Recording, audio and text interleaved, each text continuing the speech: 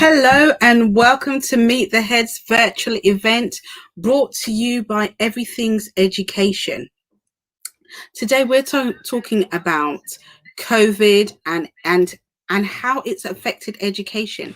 And I am so excited because it's been an interesting time this past year, trying to figure out what's going on. We've had the in, out, shake it all about type of movement with our children, but thankfully, fingers crossed, they're back. But how has it affected their education? Tonight, we're going to be talking to three amazing schools about how they are planning on moving forward and how they think that education has changed for the better or for the worse or for the good. So without further ado, I would like to introduce our first school, which is Sidcot School, and the headmaster is Ian Kilpatrick. Ian, welcome. Hi, Elaine. Good evening, everybody. Very nice to see you. How are you, Ian? I'm okay. I'm sitting in the library here at school. I'm looking at the sun setting over the Mendip Hills, and yeah, all seems quite good with the world today. Brilliant. I'm going to bring in some other schools, Ian, and we're going to have a good conversation. Is that all right with yourself? Absolutely. Yeah, I look forward to it. Brilliant. I'm going to bring the headmistress in for a school that's never been with us before, but I'm really excited about the connection. Malvern St. James, and this headmistress is called Olivia. Have I said that correctly? If I've butchered their name, I'm apologising. That's okay. No, it's great to be with you here, Elaine. I'm really excited about telling you a little bit more about Malvern St. James. And it's a school in the heart of England, and it's the most stunning location. It really, really is. So, yeah, look forward to chatting a bit later. Brilliant. Looking forward to it. And last but not least, we have an old favourite on here, Ride School, Mark Waldron. Great to hear you and great to see you today in a different location. You're usually walking the dog or something, aren't you, Mark? I am, or looking over the sea across to the main island, exactly, from the island. But my Wi-Fi didn't go well today, Elaine, so I've put the dog away and I'm sitting at home with a red curtain behind me. Well, at least we can see you. That's the main thing. And I'm not sure, and I'm sure we're going to have a conversation today, whether we are definitely moving into this season of seeing each other again physically, or this is going to continue for a little while. So Ian, tell us about Sidcot School. I haven't had a chance to come up there. When I did have a chance, then we went on this interesting lockdown season. And so tell us more about Sidcot School and all the parents watching, and tell us. Thank you. Yeah, no, absolutely. Thanks, Elaine. Well, yes, COVID's kind of been a bit inconvenient, hasn't it, in terms of getting in the way of people visiting other schools. But we here in Sidcot are in the southwest of England, so we are about 30 minutes outside the city of Bristol and about 45 minutes outside the historic city of Bath, and we're probably about 2 hours drive from the centre of London. So hopefully that gives you a sense of our location. We are blessed to be in the heart of the Somerset countryside. So we have 160 acres of wonderful green space for our students to enjoy. We're a school that has been established since 1699. So we're quite an old school. In fact, when we were re-established on the site we're on now in 1808, we were the first co-educational school in England. So the first school to educate boys and girls together. And that's because the founding principles of the school come from the Quaker movement, and the Quakers believed in equality, and they thought the most important way of getting equality in society was to have equal access for boys and girls to education. So a little bit of the kind of progressive DNA that started the school is still very much alive in our students today. We are very proud to be a school with an international outlook. So we have over 30 different nationalities represented in our student body, and we have a number of international staff as well. So we like to think of ourselves a little bit as a window on the world here in Somerset. In terms of our ethos, it's very much about making sure that we're bringing the best out in all of our individual students, but balancing their knowledge acquisition with their skills acquisition, and hoping that they come out from their time with us as being happy, rounded young men and women ready to go and do the next chapter in their lives and to make a difference in the world that they go into. In terms of what we offer the standard curriculum all the way from 3 right up to 18. We do GCSE. We also do IGCSE. We have a 1-year IGCSE program.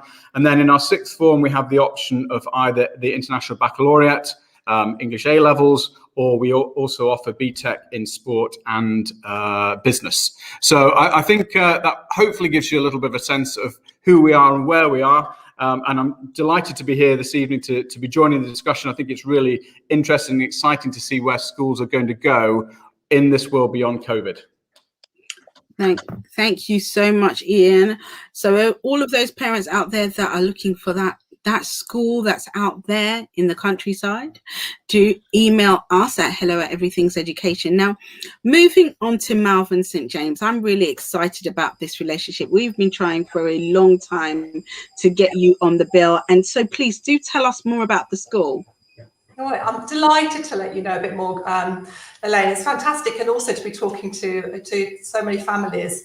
Malvern is set at the foot of the Malvern Hills, so that's about 50 minutes away from Birmingham. We're quite close to Stratford upon Avon, Shakespeare's country, and not that far from Bristol either. So we're really right in the heart of England and in the most beautiful location. It is an area of outstanding natural beauty.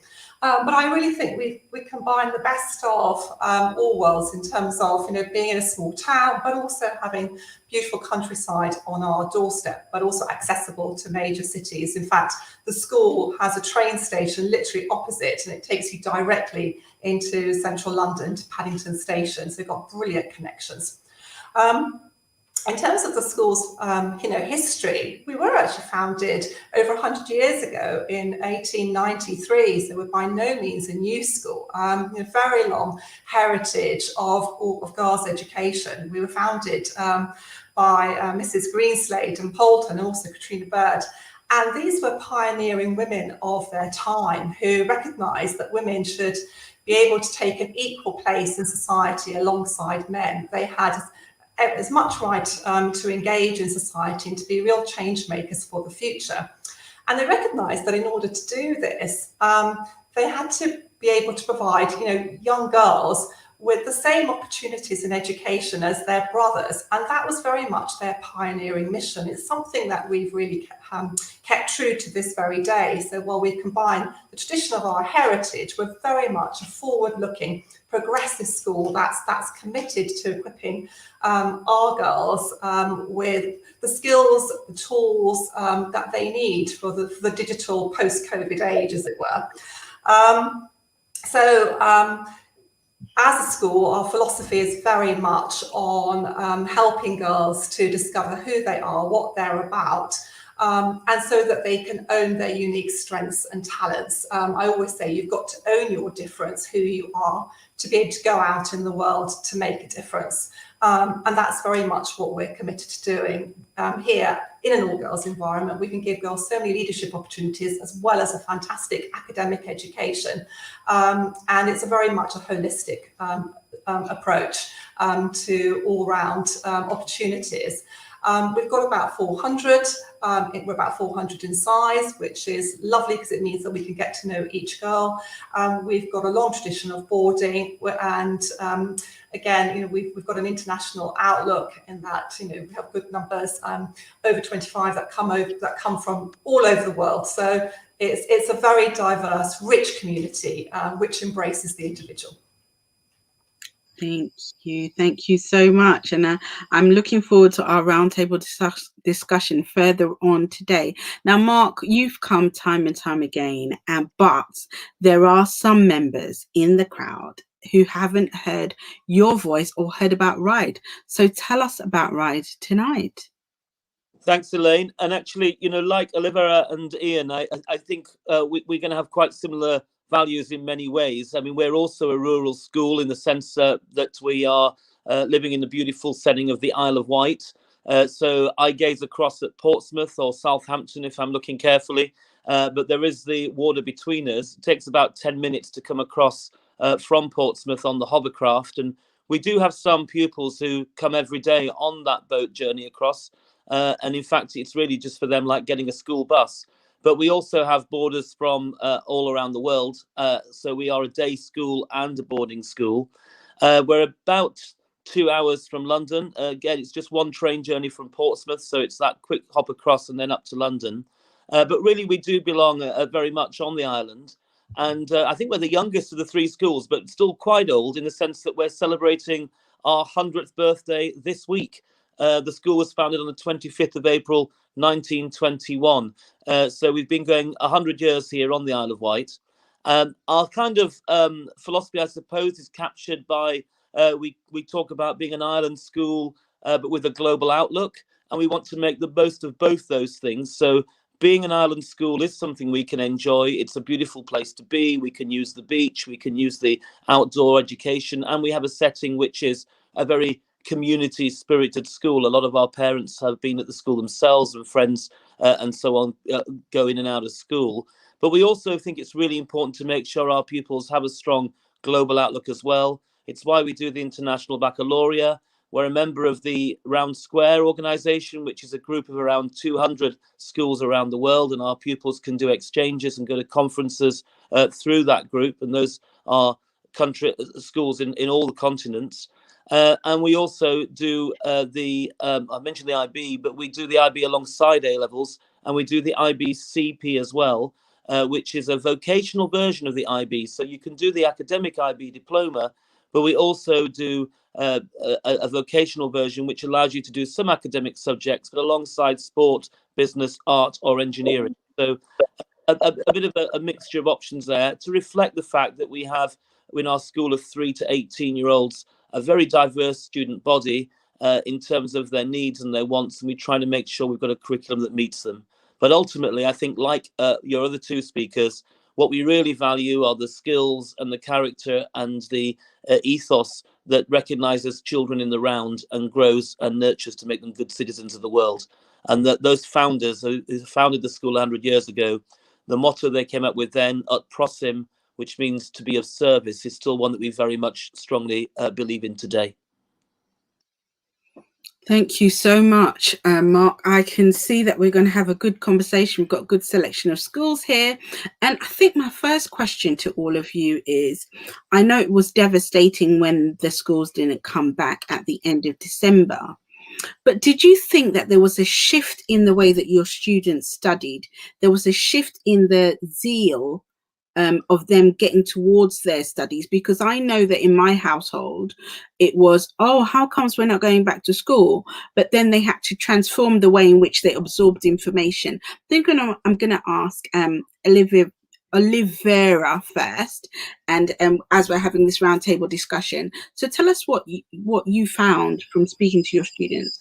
Well, thank you. It's a really interesting question, Elaine. And I think because it was the second time that our students were effectively going into lockdown, because of course we'd had that experience last summer, which was the first time. I think students and indeed staff switched over much more quickly to remote learning. It wasn't, the initial big transition that we had all the way back in March, but when we first had to do this. So I think people were already much more equipped. They were mentally attuned to what was required, and we'd all got upskilled anyway on MS Teams. Everyone has been doing it, and we've all been running full curriculums. So I think in that sense, people went into it with a sense of preparedness and readiness. But I think it's interesting your point about a sense of zeal. I think there was a real sense of disappointment not coming back. And I think we've all been really gearing up for it. We've been doing all our lateral flow testing, trying to get all of that up and running. So that was a bit of it was a real shame that we couldn't do that. Although we did run our schools for critical worker children.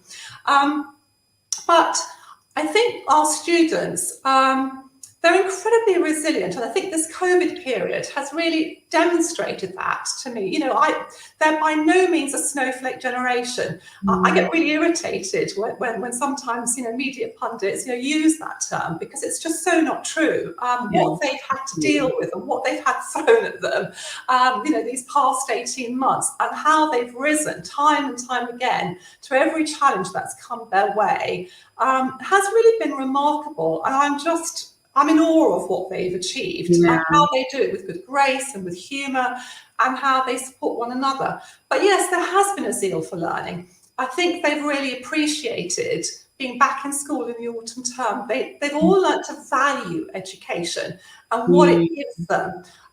They don't take it for granted. And I think now that they're back in school, they really appreciate that human connection as well, being with each other, being with their friends, being with their teachers, and being able to see human faces and expressions, you know, up close, because obviously the screen provides a bit of a filter. It's not quite the same. So yes, there is a passion and a hunger for learning. I think that's always been there, but it's not taken for granted, perhaps in the way that sometimes, you know, when you're young, you just go along with things sometimes, can't you? So I think in that sense, it's been brilliant. Yeah. Ian, what are your thoughts?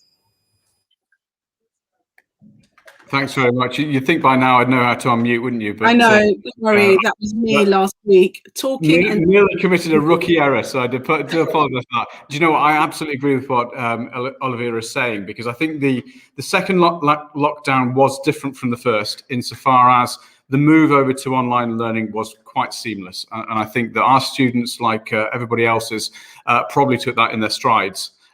We were, I guess, in a slightly unusual position in that we had a number of students on site because we stayed open all the way through the autumn half-term holiday and also over Christmas. So we still had about 80 or so students, boarding students on site, but the majority of our students, our day students, were all at home.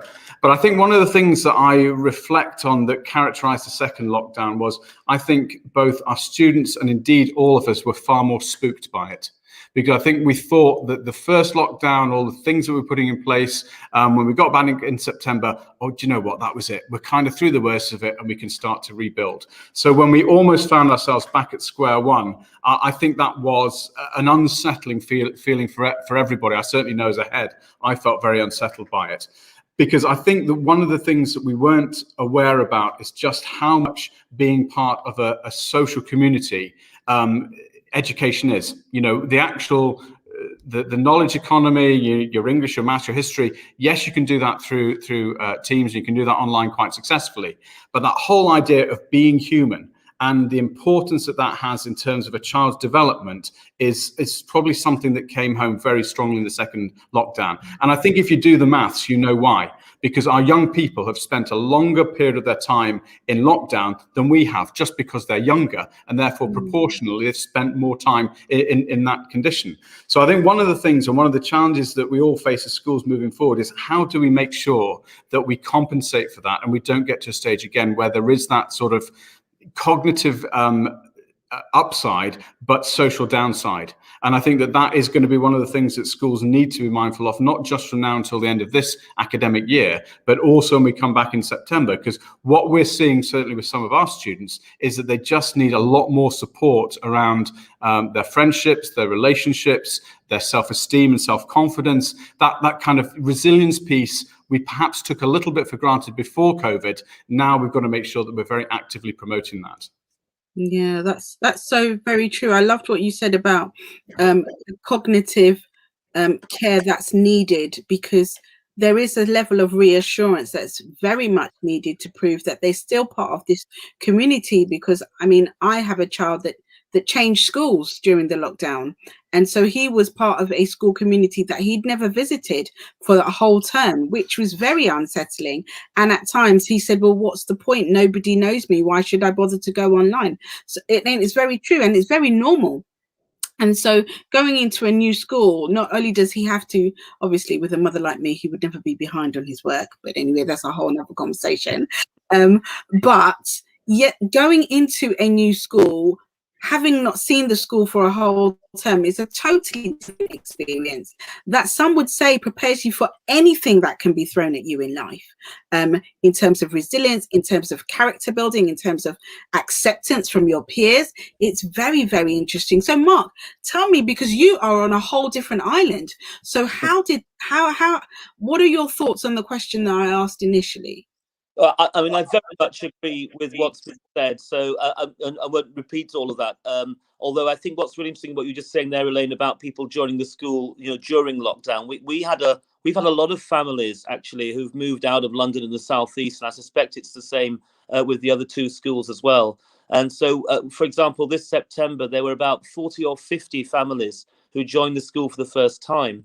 And we've talked about the pupils, and I absolutely share what Ian has said and what you were just saying about the challenges there for feeling part of a community that initially, at least for many, was remote. I also feel, without broadening out too much, that this affects parents as well, actually. And we're quite struck that although our children have been back in school now for since the last lockdown ended, most of the parents who sent their children to school in September have not yet set foot in the school because they can't. And so I think there's a whole sense of building a community, not just for the pupils, but for those of us who run family schools, as I think all three of us does. It's all about how the whole family can engage, because you will know as a parent yourself that one of the ways that you help your son and you help yourself to manage school is through the chats with other parents and the engagement with them, whether it's at the sports matches or at the school gate and so on. That's been lost as well. So I think we have a really interesting sense that what we've realized is the school community is not a physical place, it's a human place. And the community has not been lost during lockdown. If anything, it's been reinforced. But I think we have definitely realized the importance of our friendship groups, as has been said already. But, if education is about character and about growth and about giving people skills for life, then the last 12 months has been the best education anybody could ever have had. Absolutely.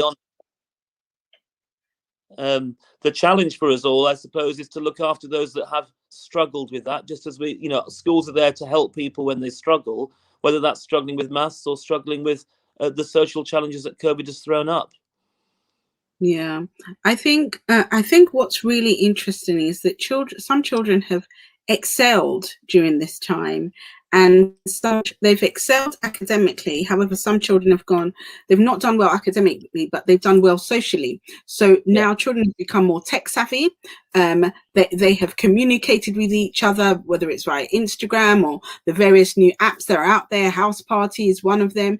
I remember when at the beginning of lockdown, I was on House Party with my friends, and I remember my son saying, "Mummy, that's for school children. That's not for you and your friends." But it's just so interesting that all of a sudden, the children that we have now are being prepared for a world that we have no clue about, if we're really, really honest. And they're so on the ball. They so understand what to do.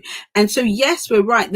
I think the way that we've understood school to be, which is bricks and mortar, going in, having that sense of community, we have had to develop a new type of community, still the same people in it, but the way in which we do community has completely changed. I don't know if anybody's got any thoughts on that. Ian, I see you nodding.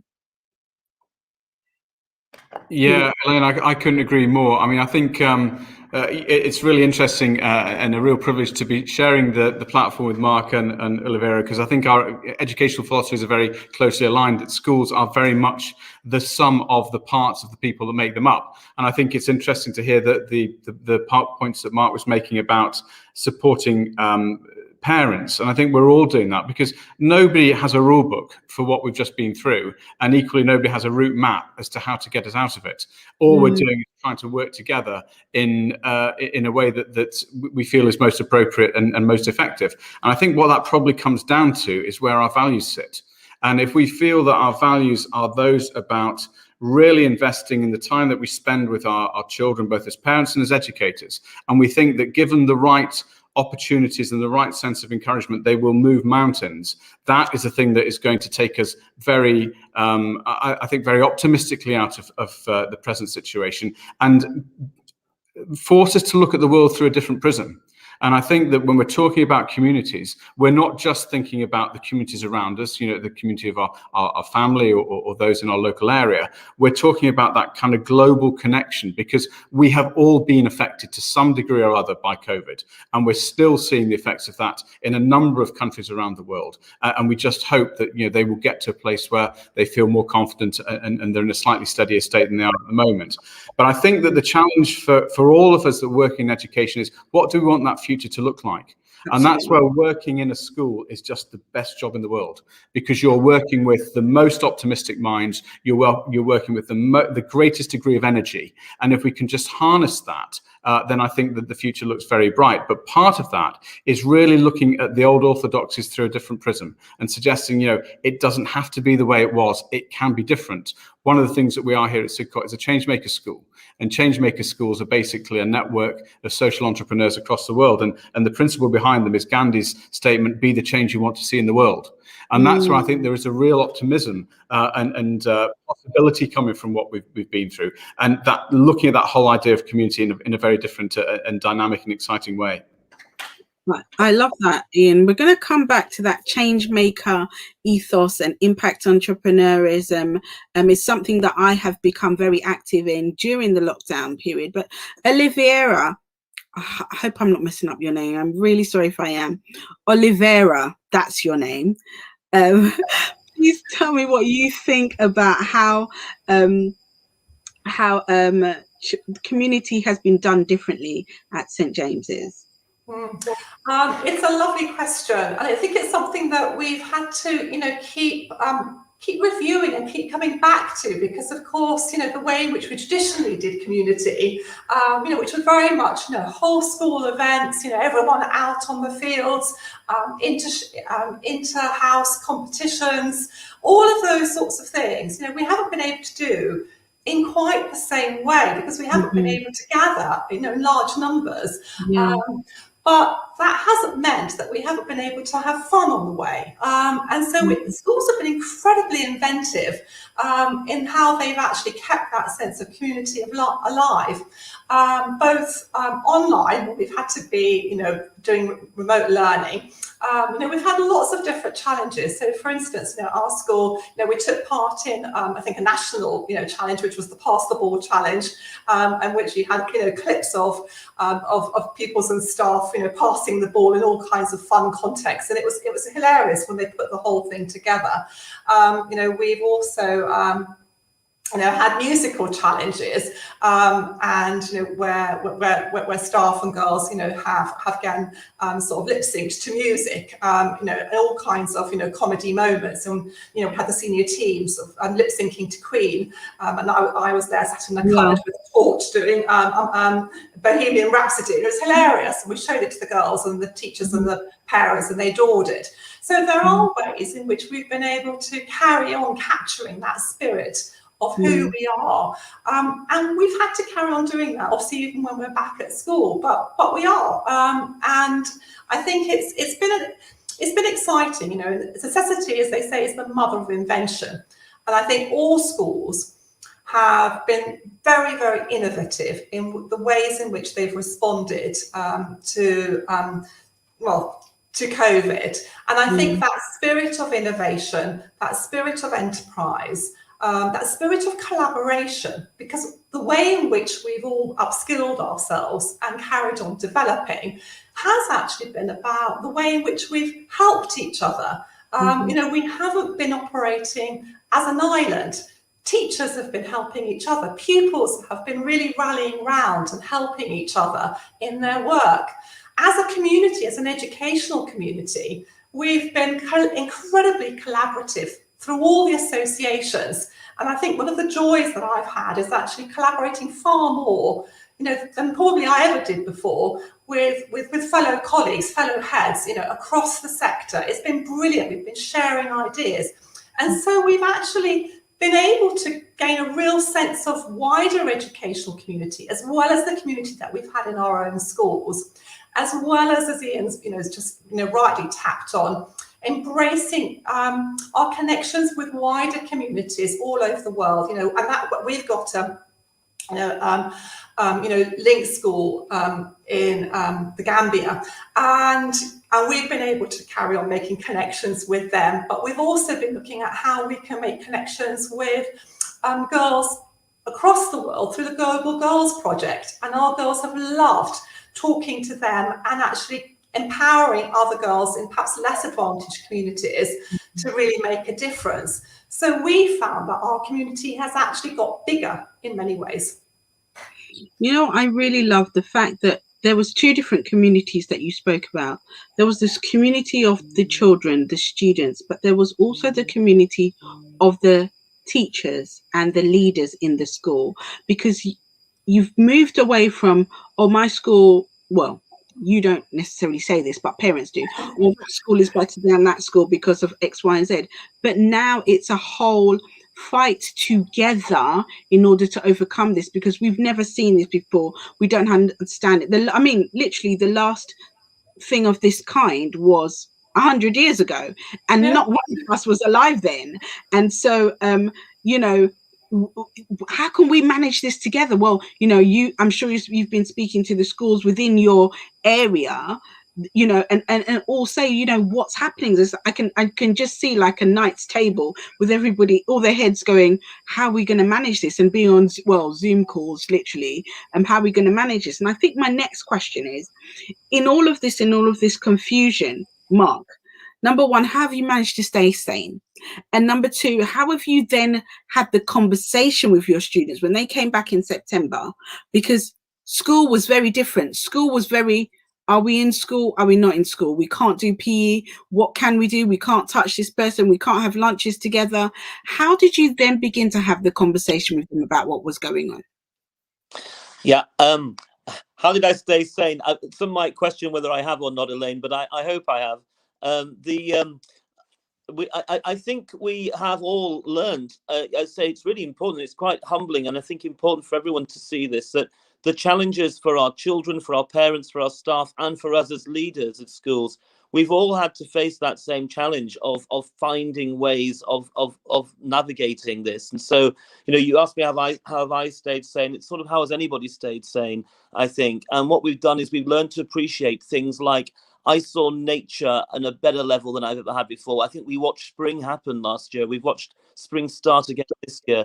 We've become more observant, I think. And I've personally spent a lot more time sitting and staring and just watching. And I think a lot of us have found quieter times, perhaps, than we always have, and more time for ourselves as well as others, despite being incredibly busy. I think all three of us have in common on this panel that we live in beautiful areas of the country, and we're very, very privileged about that. I recognize that, but hey, let's make the most of it. So I've been able to go on beach walks and hike up in the mountains, and I realize I've been very fortunate to do that. And our children as well. And I think if you talk about the kind of conversations we had with the children and the students in the school and the staff as well, one thing that I think we've all talked about is the fact that we have all come to appreciate more what school is about and what community is about. And actually for schools like ours, we have always valued extracurricular. We've always seen it's very important to do these, the whole development of the child has been so critical. And what this has now done, what the last 12 months has done, is really confirmed that as well. So we've got a kind of legitimacy about what we believe in, I think. And that the last 12 months has given that. So the conversations that we've had with the children in the school have been, yes, it still matters about the quality of your maths, your science, your English, and so on. And I actually don't think that suffered at all in lockdown. If anything, we found that we were getting further ahead in the academic curriculum than we did sometimes in school. But what we've been able to say to students is, but that is really just part of your education. And so the conversations that we've had with parents and pupils has been easier because everybody now knows how important it is to think about those other things that we've always valued. So in some ways, the conversation has been easier. I think as well, I've been able to communicate with a wider community. A lot of our parents are, you know, they both work. The children come into school, they come home. Their engagement with school was perhaps more limited than they would like. But now I've been doing evening sessions. I have sometimes 250 parents on YouTube. And they can ask any questions, and rather like this forum, there's been a greater engagement actually with parents, and I feel I've probably engaged more directly with pupils on a one-to-one. It's been sort of more like direct democracy, if you like, whereas I think we got into the habit of having parent reps for year groups, pupil reps, and so on, because we could only meet as a group of 10 or 15. We can meet as groups of 300. And I think we've learned that as well during this time. So in some ways, our communication has allowed us to reach out to more parents. And a lot of our parents now are saying, let's carry on whatever happens with this. And some of our overseas parents and our parents who work, you know, all day, they can communicate and join in with us at night in the way that they couldn't in the normal conventional school day. That's brilliant. I see you nodding, Ian. What do you want to add? Yeah, no, I think Mark expresses it extremely eloquently. And I think what I would add to it is being where we are, and I think we all share this kind of rural idyll that our schools are in, but that opportunity to decompress has been great. And the chance to use a slightly slower pace of life to sort of take things a little bit easier, to not take things too seriously. Yeah, because guess what? There are bigger things out in the world to worry about than whether somebody was late to hockey practice or whether they'd lost their gym shorts in the laundry. You know, all these kind of things that tend to sort of preoccupy us before COVID was there to do it instead. So I think that the opportunity to draw breath has been really helpful. And I think also perhaps to reprioritize. And one of the things that we've been talking about school has been having a credo of kindness. You know, if you can't be anything else, be kind. And I think that we see a real sense of humanity being the leveler through COVID.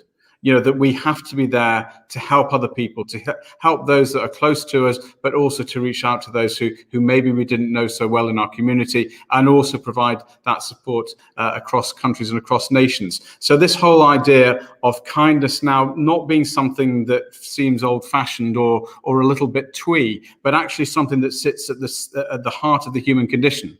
I think that for us has really come into a very sharp focus. And I think as a result, we're probably walking the talk an awful lot more than we used to. You know, some of the values that we talked about around school, now we're actually sort of putting them in practice day to day. And I think that one of the strongest examples of that I'm seeing in Sidcot, and I'm sure it's true in the other two schools as well, is the kindness that our students are showing to each other. So whereas there might have been little, groups or little cliques or anything that form around school, we found that really has dissolved in the time that they've come back, because people aren't taking being together for granted. They're actually seeing it as a valuable privilege. And that whole sense of kindness is sweeping through our school in a way that is really, really positive. And I guess then the challenge is to make sure we don't lose that, because it's such a precious upside to what we've all been through that we don't want it to dissipate. We want to kind of keep building on it. Thank you. Olivera.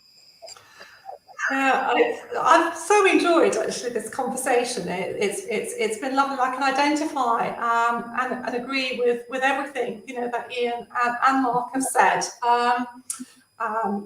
Again, for me, it's always those moments, being able to escape and go out onto the hills. And our motto is this: lift thine eyes up to the hills. And wow. I've got the hills, right up in front of me. And it's been a source of inspiration, as well as opportunity, for deep reflection. And that's been fantastic. But we've also, as a community, we've also had that opportunity, I suppose, to really to think, and as Ian has said, to reprioritise, but to also reflect on the things that we really value in life. Gaining much better perspectives on things that really, really matter. And I think, again, I would pick up on what Ian has said. One of the lovely things that we've been doing to keep each other safe, have been sending each other little treats. So the girls, have been sending each other little messages, little random acts of kindness. And I've actually got one here. I don't know if you can see it here, but we've got this tiny little kind cat. And the girls have been going around giving each other, these little, kind cats. Every time somebody does something really kind and nice to somebody else, they've given each other one of these. And it's these little things. So it's very much picking up on what Ian has said. But it's infused really the fabric of our community. And I think we've become much more appreciative of the value of that, and how we actually all really do need each other. No man is an island. And I think we've all sensed how actually it's been quite tough in lockdown. When we've all been at times, on our own, when we haven't been able to go outside, when we haven't been able to make that contact. And, we've done it in a social media context, but not necessarily in other ways. And that physical contact is very, very important. I think that's something that we really, really are building on. But one of the things I've also seen actually is that we do need to, in a way, re-educate our young people how to have meaningful conversations face to face, because they do it texting, they do it on social media, but it's not the same thing. It's not the same way. And I think some of them, have forgotten how to do it well. And that's one of the things that we're really giving them tools and, really helping them to think about what they say and how they say it to make sure that it comes in the right way. And I think the other thing that we're also doing a lot more is they've helped us refocus again our schooling, not just on our values, but also on the way in which we want to go in the future in terms of how we want to build on the digital age. And we're doing a lot of work in school. We've made huge investments in terms of the digital infrastructure, but we're carrying on building on that. It's already accelerated and advanced what we're already doing with regard to e-learning. But we're building on that and really creating new smart classrooms that will enable us to carry on a lot of the work that we've already started and taking it into the future. Yeah. So do you think that there's more of a hybrid model of learning moving forward? I mean, I don't know, some of you have read the book, The Fourth Industrial Educational Revolution by Sir Anthony Sheldon, but do you think that learning is more becoming AI? I don't want to turn this into a tech conversation, but do you feel like that is going to take quite a major part in it, or we're going to go back to the Victorian way of learning? No, I don't think you can. You can't put the genie back in the bottle. I think the advances that we made are here to stay. Mark Wright touched on how parents are loving the fact that they can attend parent information evenings, and they can do it from the comfort of their own home. And families who are very far away can now actually far more easily access parent information evenings without having to be in the country. That's changed, and it's changed also for the children in our classrooms, and we are now embarking on that journey and thinking, well, how can we take this forward? And we're looking at our library spaces and how we do integrate technology with traditional resources in new ways, and how children in the future, young people, can carry on also developing their own digital skills. Because, of course, we're having this conversation now through a live streaming tool, and this is going to be their world. So in future isn't just going to be about writing essays they're going to need. It's also about how they can create a great podcast. How can they actually equip themselves to broadcast their ideas and events? How can they gain the confidence and the skills to be able to articulate what it is that they want to say and have a conversation in a way that embraces others as well? So all of those skills are things that we're really building on. We recognise they're important for the future, and it's something that we're going to carry on working with. I love that. And Ian, I'm going to bring you in just a second, but I feel like we're also building a generation of content creators, producers, and the ability to have conversations. There's an app that I am in love with called Clubhouse. I'm pretty sure most of your students would have heard of it. But the ability to hold conversations without seeing people is a unique skill. And having been in that environment, and children now having to learn, how do I communicate my ideas to another person? Because the response to what I said is how I was able to articulate myself in a way for the person to understand me. And if the response coming back wasn't the response that I needed, then I now need to understand how to speak correctly. And I think it's a very unique skill in that you can write amazing English and you can pass all your GCSEs, but if you cannot articulate your ideas in a job environment, in an environment where you're an entrepreneur, you're an intrapreneur, you're just trying to get things done, it is a problem. Ian, I see you nodding. I love No, it. I'd absolutely agree. I mean, I think we are in a very interesting and exciting space, because I think the use of tech and the way that we've been forced to probably move that whole innovation piece forward as a result of COVID has kind of emancipated knowledge. So that we actually know we don't need to be wading through dictionaries and wading through encyclopedias to find knowledge. It's there at our fingertips. What we now need to do is make sure that we are testing that knowledge and applying it. So I think the kind of higher order thinking, the idea about how do you triangulate whether something is believable, credible, all those sorts of things, that is the next exciting generation for our young people to take their learning into. And I think that we possibly wouldn't be here quite so quickly had it not been from the reliance on tech as a result of COVID. But I think what it does put into sharp relief is how we're assessing our young people. And this is the second year now where A levels and GCSEs have been cancelled. And I'm hoping that there will be a really strong and loud debate around the way in which we're actually, the kind of milestones that we're putting in place for our young people. Because I really feel that the A levels and GCSEs as they we're testing our children for a world that just doesn't exist. Absolutely. This whole idea about team working, collaboration, project working, all these sorts of things are really the skills that we need to be embedding in our curriculum, but also assessing at the end of these kind of key stages within a young person's education. Now, I know that the sort of that is a very open agenda and it's an open debate at the moment. But if we think about the world that our young people are going into, it is not going to be one that's going to be arbitrated by how much knowledge they can put onto a piece of paper in a 2.5-hour exam on English literature. And that's why we need to be bold and brave in the way in which we're actually serving the assessment for our young people, so that they're actually developing and being recognized for the essential skills that they need to take into their world beyond school. And I think it was interesting the mention that you made, Elaine, about creativity. I mean, I've been teaching for, more years than I would care to remember. And I remember way back when I was at Teacher Training College doing my PGCE, being introduced to a concept called Bloom's taxonomy of knowledge, of learning. Oh my goodness. Yeah, I mean, it was an idea that was kicking around in the 50s, and it was all about this kind of pyramid of learning. And at the top of the pyramid was, I think it was analysis and evaluation. Those were the top of the pyramid, and the bottom was knowledge and understanding. And the idea was you worked your way up to the top of the pyramid. Well, what's been really interesting in Bloom is that it's been reimagined, and the top of the pyramid now is creativity.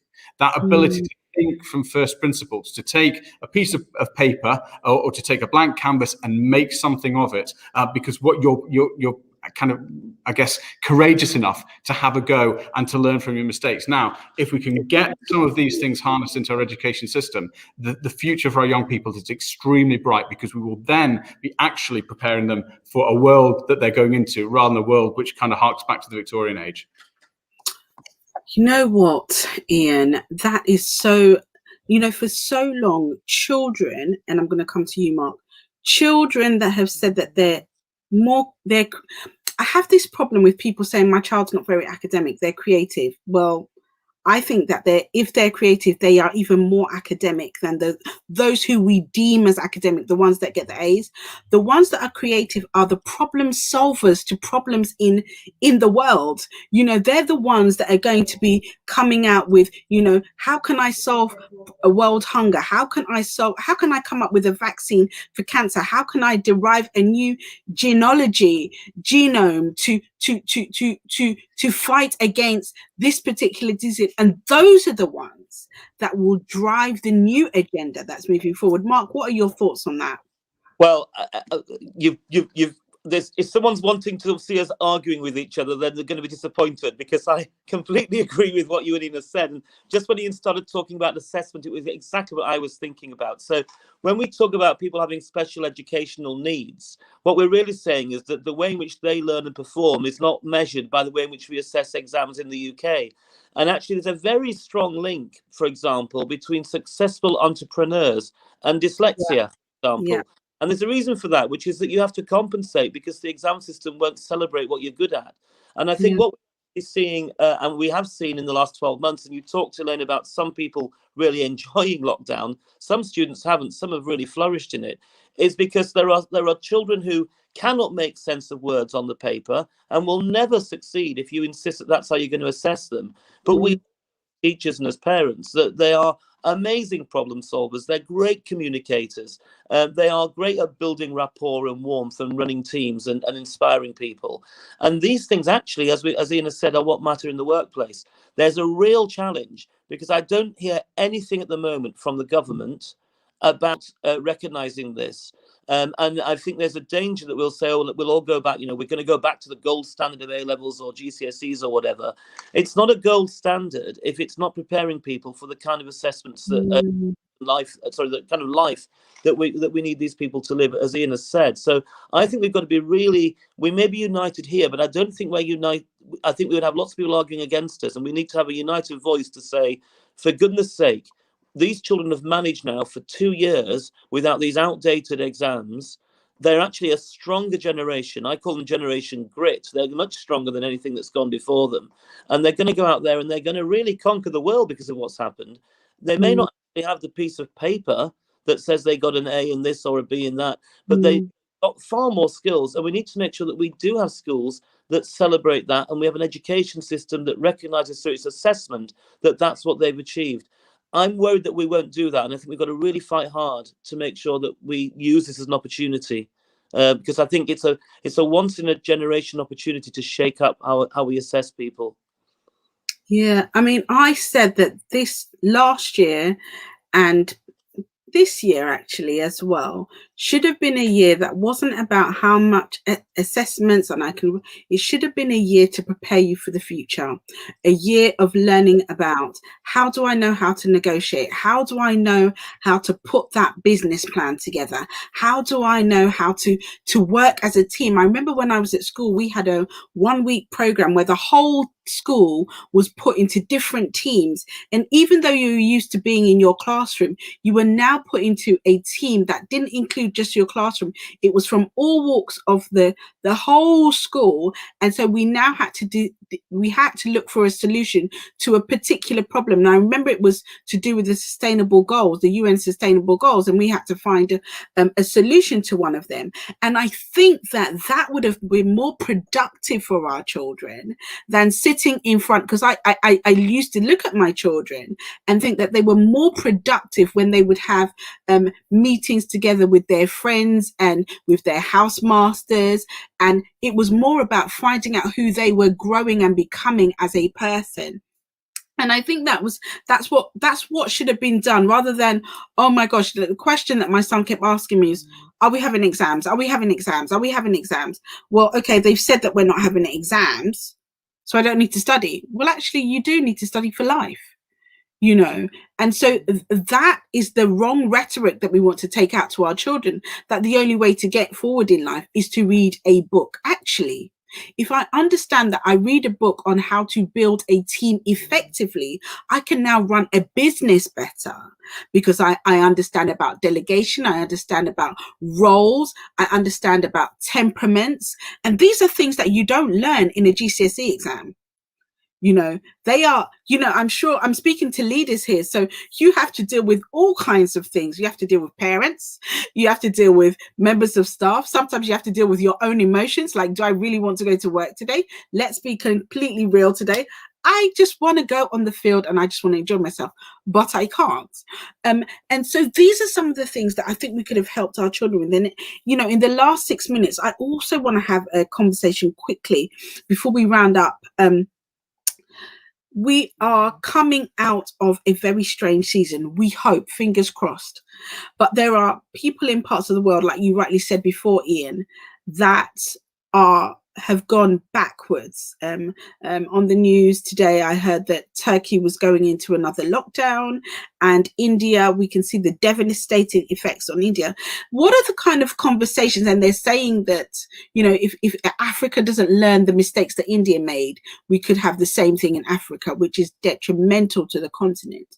So what are the kind of conversations you spoke about? Impact, understanding impact, social entrepreneurism, Ian. What are the conversations that you're having in the schools about these devastating things that are happening in the world, and how they in their community can make a difference to what's going on? Yeah, no, actually, absolutely. And I'll be brief because I'm sure that Oliver and Mark will have some to add to this as well.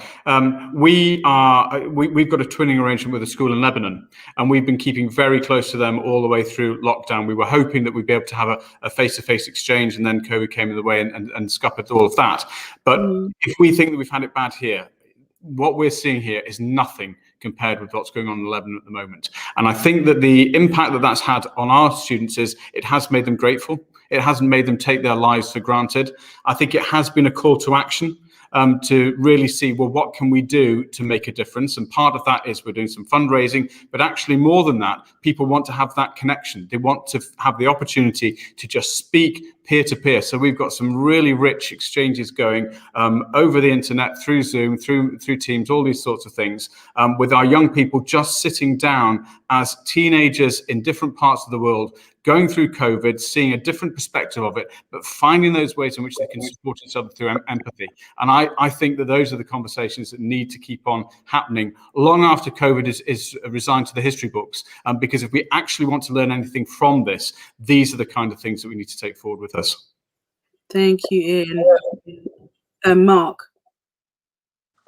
Yeah, I agree. I mean, as I said, we're a member of the Round Square organisation. So there's about 200 schools around the world. And we have a weekly thing called the Postcard, where one school prepares and talks about things that are going on in their own particular area. And other countries pupils can join in and have a conversation, which we has developed out of the last 12 months. And it really does help people appreciate the challenges elsewhere. But also, I think, to find out how we might learn from each other in advance. So one of the advantages that I certainly had last March was I spent a good half day talking to colleagues in Asia and in Italy who had already had experienced what was about to hit us, and able to use our experiences to talk to colleagues in North America and in South America about what was coming to them. And I think that sense of we are all both learning and giving as a community is very, very, very positive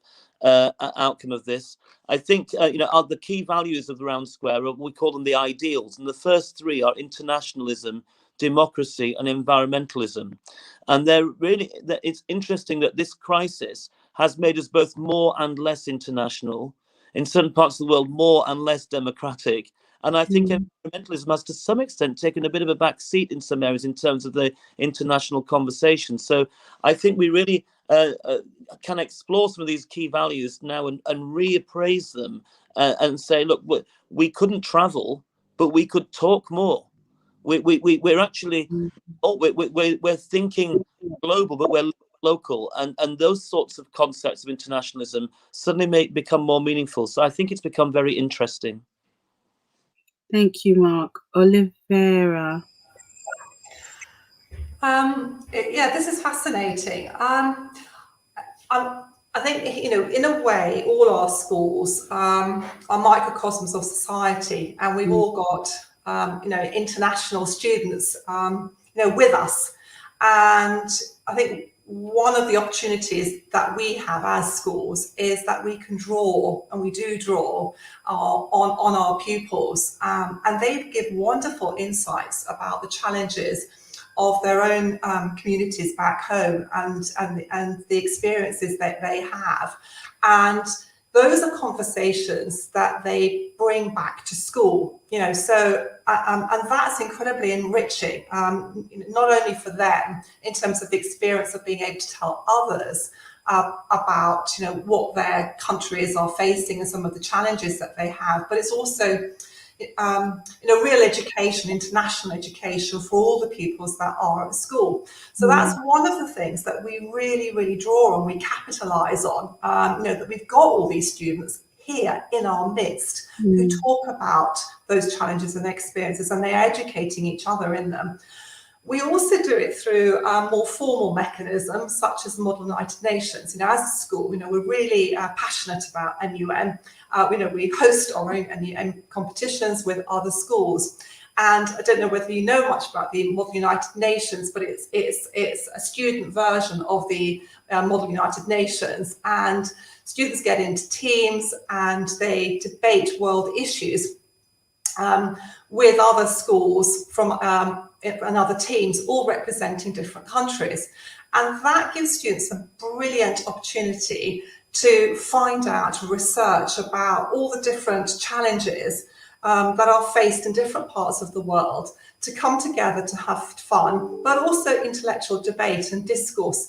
And again, look for solutions in terms of how some of those very real world problems are going to be solved. So these are the young people, you know, of the future, you know, who are already articulating, debating, negotiating through these mechanisms that we have in school, the solutions for tomorrow. And I think that, you know, this is very, very exciting. And as I touched on earlier, you know, we are also using the opportunities provided by the internet to be able to talk to other, you know, communities and other girls elsewhere in the world. So the Global Girls Project is something that we're doing a lot of work on, and our girls are not only fundraising for them, but they are, you know, in conversation, for instance, with girls from India, with girls from Afghanistan, with girls from the Middle East, you know, Dubai, from Nepal, as well as in Africa, countries such as like Kenya, you know, and Botswana. And they're talking to girls of their age in different communities, and they're learning about their problems and also how they go about, you know, creating solutions. And in some cases, it's to do with actually not having enough water provision or healthcare, and how they can actually support their own communities to get that without becoming overly dependent upon the Western world. And that's fascinating. And I think it's making our girls realize how lucky they are. They actually saw one of the girls in one of these countries actually having that conversation by actually sitting on the roof of her house, because that was the only way she could get Wi-Fi connection. And how powerful is that? I think that's in some parts of England as well, isn't it? Yeah, absolutely. But how powerful is that for our girls, just to realise how privileged and lucky they are, but also how determined young people are in other parts of the world to actually, you know, have a conversation with other girls, and also to engage. I think it's been humbling. It's been a great privilege. And it's something that I think we will really take forward with all the work that we do in the future. Yeah, thank you so much. And it's been a really good conversation, actually. This has been one of my favorites. I've really enjoyed it. I mean, we've delved into, I had some more other questions, and there are even questions coming in from parents, but I think that our time is well spent. I'd like to say thank you to Ladies First, Olivera, Ian, and Mark for coming on the show tonight. I really appreciate every single one of you. And for those parents out there, it's not too late to apply to any of these schools for September. Please feel free to apply, to phone our office or email our office at hello@everythingseducation.com, and we can put you in touch with these schools, definitely.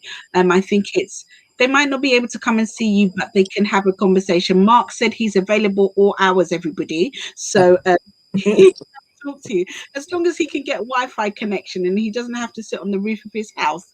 So thank you, each and every one of you, for being part of Meet the Heads, the virtual event at Everything's Education, and looking forward to meeting you in person and having a live face-to-face version with you.